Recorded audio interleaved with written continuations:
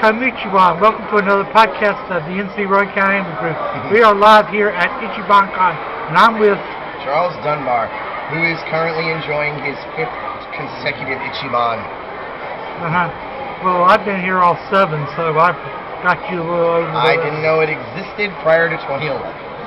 Otherwise, I might have shown up too. I love Southern cons. There's a certain kind of feel, a certain kind of community you get when you go south of the the mid-Atlantic that you just don't get elsewhere, and I love them for that. You had stuff published in Playboy, right? 2 articles over the past year published in Playboy.com. One on the folklore origins of Pokemon, and one about video games with deeper cultural meanings. I'm surprised as anyone else, but yeah, I got them in. It was kind of fun. I just put them in, pitched them. They said, "Sure, let's do it," and I wrote them. You're an expert on Japanese myths, aren't you? I try to be. Okay. Tell us a little bit about them. About Japanese myths?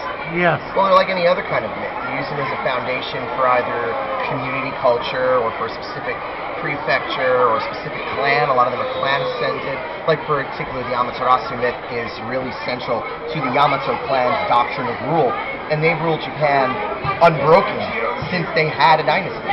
They've only had the Yamatos in the country. I mean, it's like all kinds of mythology and all kinds of folklore.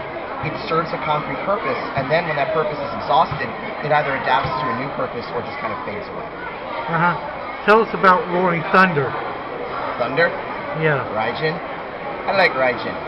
Raijin is terrifying. Raijin is so old, he predates the kami themselves.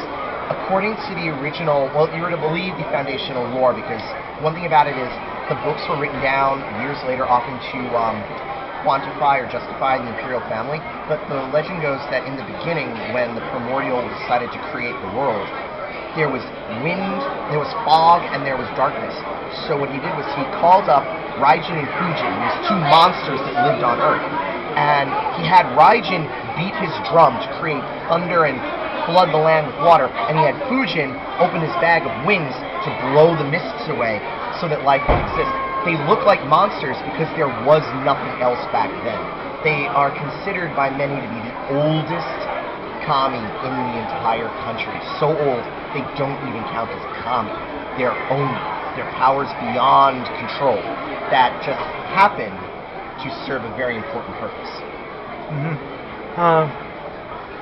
I have read in books that they consider foxes to be messengers of the rice god. Inari has always kind of had an interesting relationship with foxes. Even depends on the version of Inari you're looking at. If you're looking at Toyokawa Inari, which is the Buddhist version, it's a Dakini-ten, who rides on the back of a giant white fox, hurling rice and swords at people.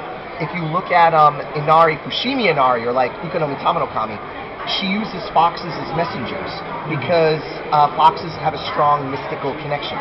The fox, if it discovers religion or it discovers that kind of faith or discovers that kind of enlightenment, it will tend to serve the gods versus other foxes that just get more and more powerful based on their position. The relationship between Inari and foxes has been well documented. It's also gotten to the point where a lot of people consider Inari to be a fox, and Inari, there is no indication that Inari is in fact a fox. The fox simply works as their servant and messenger. You've recently been to Japan. Oh yeah. And Inari is everywhere. Not just everywhere. Backyards of houses, every single temple has an Inari somewhere on the property. And the Inari Shrine, the Fushimi Shrine, is the most visited shrine in the entire country. 3 years running, it's won the award for most popular tourist destination in Japan. And you believe it when you go there. The lines, the people getting up there, the crowds on the mountain going up the torii gates, and then you can even go further up the mountain and it gets even more interesting to the private shrines, to the summit shrine. It's got a certain flavor to it where the further in you go to the mountain, the other places you go, you see different worship of Inari. It's really beautiful. Okay. I even got in my wallet, I went to the second station of Inari while I was over there, and I grabbed an Inari credit card. It's a business and musubi that's supposed to give you prosperity, but I went to the second floor of the mountain because you go to the main temple complex and you start walking up the mountain. The second landing, I found these, and I made sure to buy it for you because you now carry the kami in your wallet. Well, thank you for taking the time to do this podcast today. Oh yeah. Find me a triad. You're gonna be a triad, right? Yes. Find me a triad. We'll talk about some more stuff.